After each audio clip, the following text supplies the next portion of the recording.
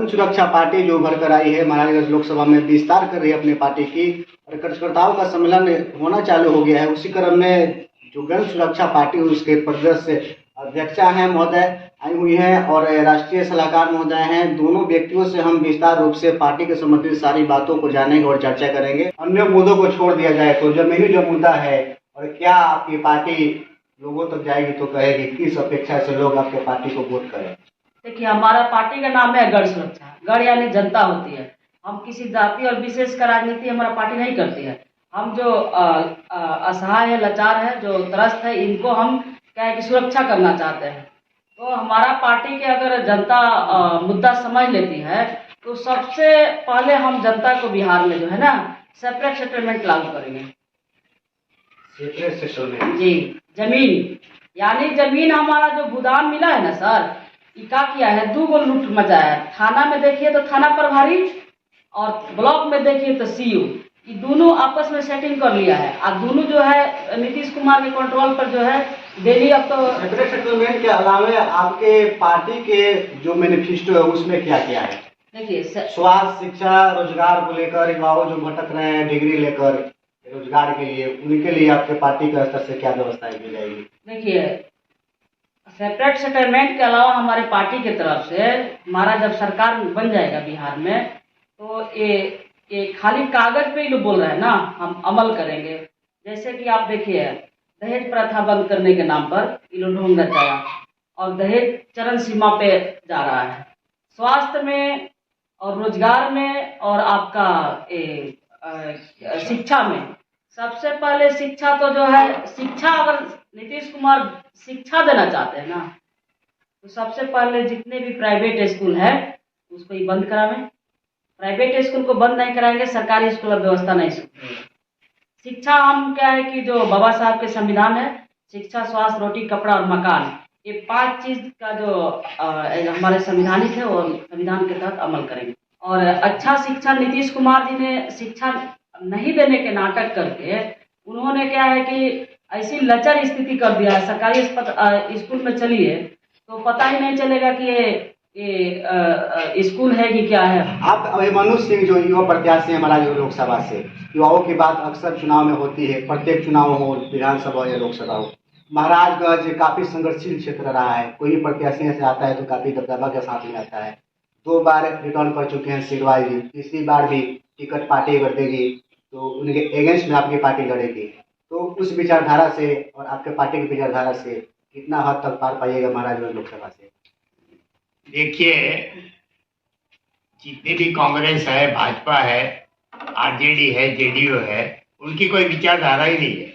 विचारधारा से तो हमारी पार्टी के अभिमन्यु है, वो किसी विचारधारा के हिसाब है। और आप ही कह रहे हैं कि ये लोगों का दबदबा है। दबदबा का मतलब दबंग, दबंग यानी गरीब को दबा के रखो। तो सर आते हैं जो दबा के साथ में आते हैं। देखिए, ऐसा है कि जनता को दबदबा का मतलब क्या, गुंडागर्दी। तो हम तो ये दबदबा खत्म करना चाहते हैं। एक आम नागरिक के पास में हमारे अभिमन्यु खड़े हो सके, बोल सकते हैं, मगर जो दबदबा वाले की हालत क्या है जानते हैं ना, जेल में बैठे हैं। तो दबदबा ये देश के प्रधानमंत्री हो, लालू जी हो, कि हमारे यहाँ के पूर्व सांसद है जो महाराजगंज के, दबदबा क्या काम में आया, जेल से बाहर आ गए। आज तो वो खुद बोलते हैं कि अब हमारी लाइफ पूरी अब मरना ही जेल में है। वो समझ गए हैं दबंगगिरी ज्यादा नहीं चलती है।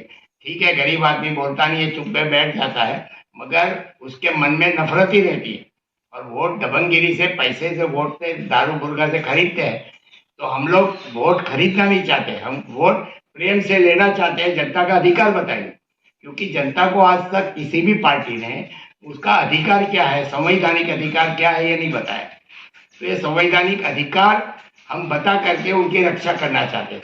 सुरक्षा का मतलब ये नहीं कि पुलिस वाला उसकी रक्षा में रखा, उसकी सामाजिक सुरक्षा यानी जात पात के महल पर उसको अत्याचार नहीं होना चाहिए। और एक आर्थिक सुरक्षा। तो आर्थिक सुरक्षा क्या है? तो आर्थिक सुरक्षा यही है कि इस देश की जनता, इस महाराजगंज की जनता, बिहार की जनता इस देश की मालिक है। डेमोक्रेसी मतलब होता है by the people for the people and to the people. तो डेमोक्रेसी असल में भारत में है कहाँ? जब नेता किसी भी क्षेत्र से जीतते हैं, सांसद विधायक बनते हैं, जनता को उल्टा नेता को प्रणाम करना चाहिए, प्राथमिकता देना चाहिए। लोकतंत्र में जनता मालिक होती है। तो आप खुद एक बार मुखिया बन जाइएगा साधारण से पंचायत का, तो जनता जाकर प्रणाम करती है, मुखिया जी प्रणाम, सांसद जी प्रणाम, विधायक जी प्रणाम। जनता डर जाती है विधायक सांसदों से, और जब चुनाव आता है तो खुद उल्टा ये वोट पर गिरते हैं, पर पड़ते हैं, जनता से वोट मांगते हैं। तो लोकतंत्र वास्तव में भारत में है कहाँ? बताऊं मैं, लोकतंत्र जो आपने अभी बताया कि for the people, bye the people, of the people, बराबर है। ये संविधान का मकसद था। डॉक्टर अम्बेडकर ने और सारे महापुरुषों ने मिलकर, महात्मा गांधी सबने मिलकर एक संविधान बनाया। मगर आज 77 साल की आजादी में लोकतंत्र की हालत क्या है? By the people, B Y by नहीं, बी यू वाई बाय, यानी जनता को खरीदो। फिर फॉर द पीपल, उसकी जगह फॉर द पीपल, दूर करो। फॉर द पीपल नहीं, फॉर द पीपल है, जनता को दूर करो। और ऑफ द पीपल, वो ओ डबल एफ ऑफ, जनता को मार डालो। यही हुआ है, आजकल यही हो गया, यही हो गई है। तो bye the people, for the people, of the people का मतलब मैंने आपको समझा दिया। उसमें सब पता चल जाता कि लोकतंत्र खत्म हो गया है। और आज मोदी जी की सरकार के ऊपर सुप्रीम कोर्ट ने जो इलेक्टोरल बॉन्ड का जो असंवैधानिक बताया है, असंवैधानिक तरीके से भाजपा सरकार ने 10 साल में देश की जनता का इतना नुकसान किया है। और 2 नंबर का पैसा, पूंजीपतियों के बॉन्ड, 1-1 करोड़ रुपए के बॉन्ड है। इलेक्शन में चंदा लो, कौन दे रहा है मालूम नहीं, मनी लॉन्ड्रिंग हो सकता है, कोई आतंकवादी भी पैसा देता होगा। तो जैसे एक 50 रुपये की नोट या 500 रुपये की नोट हस्तांतरण ही होती है, वैसे 1 करोड़ का बॉन्ड कि कोई भी किसी को भी दे सकता है। तो मैं मोदी साहब को कहना चाहता हूँ, आपके अब ढकोसले वाली बात है, जुमले वाली बात नहीं चलने वाली है। वो कहते हैं नारी बचाओ, बेटी बचाओ, बेटी पढ़ाओ। तो पहले मैं मोदी जी से पूछना चाहता हूँ कि आपने अपनी पत्नी का अधिकार नहीं दिया, उसको न्याय नहीं दिया, तो भारत की महिलाओं को आप कैसे न्याय देंगे? तो नारी शक्ति वंदन की बात छोड़िए। अब आप यहाँ से झोला लेके आए थे, झोला लेके चले जाओ। अब झोले में क्या है वो हम नहीं देखेंगे, वो सुप्रीम कोर्ट देखेगी और जेल देखेगी।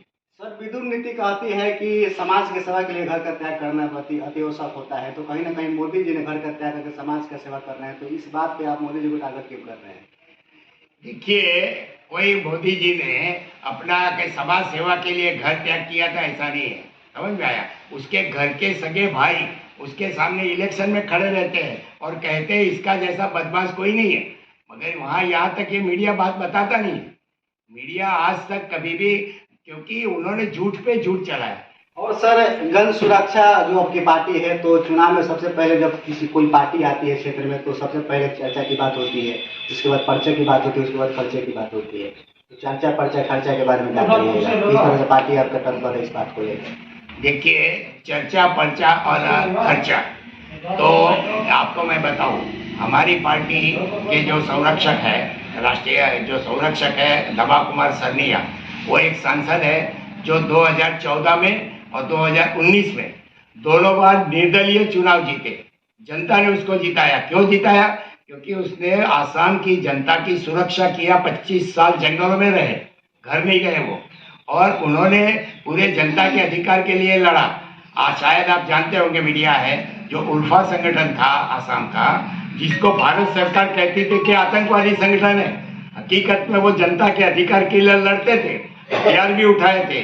उनके पास AK-47 1400 थी, मगर भारत सरकार झुक गई।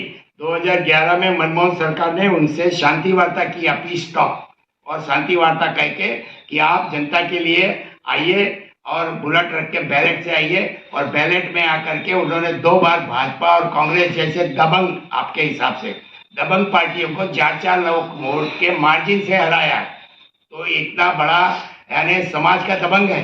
कल मीडिया में 10 तारीख को जो SK मेमोरियल हॉल था, उन्होंने कहा हमसे दबंग कोई बड़ा है ही नहीं, ऐसा उनका टीवी इंटरव्यू है, आप देख लीजिए। क्योंकि वो जनता के लिए लड़ने के लिए, मरने मिटने के लिए तैयार है। उसने तो सीधा बोल दिया हमारे साथ धोखा हुआ जनता के साथ, तो फिर से निकालेंगे गाड़ी हुई बंदूकें। क्योंकि इस देश में अब लोकतंत्र नहीं बचा है, लूट तंत्र बन गया है। अमीरों के पैसे से गरीबों का वोट लूटा जाता है। देश की जनता को गण सुरक्षा पार्टी मालिक बनाना चाहती है, भूमि का अधिकार देना चाहती है। इस देश में इतनी भूमि है कि ना पूछो।